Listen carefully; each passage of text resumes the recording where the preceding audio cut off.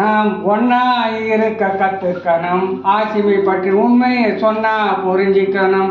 நாம் ஒன்னா இருக்க கற்றுக்கணும். ஆசிமை பற்றி உண்மையை சொன்னா புரிஞ்சிக்கணும். காக்கா கூட்டத்தை பாருங்க, அதுக்கு கத்து கொடுத்தது யாருங்க? நம்ம ஒன்னா இருக்க கற்றுக்கணும்.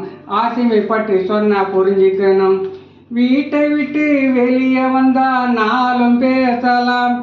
அந்த நாளில் ஒன்றில் ஆசியும் முக்கியமாக பேசலாம். வாழ்க்கை வாழ ஆரோக்கியம் ரொம்ப முக்கியமே.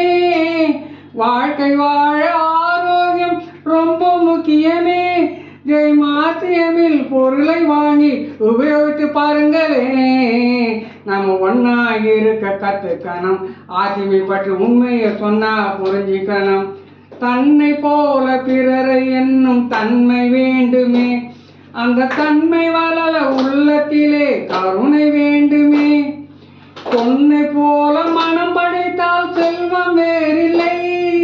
பொன்னை போல மனம் படைத்தால் செல்வம் வேறில்லை. இதை புரிந்து கொண்ட ஒருவனை போல் மனிதன் வேறில்லை. ஒன்னா இருக்க கற்றுக்கணும். இந்த ஆசிமை பற்றி சொன்னா புரிஞ்சிக்கணும். காக்கா கூட்டத்தை பாருங்க, அதுக்கு கத்து கொடுத்தது யாருங்க?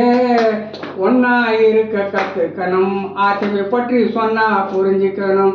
கொஞ்ச நேரம் ஆசிமை பற்றி பேசி நல்லது நடக்கலாம்.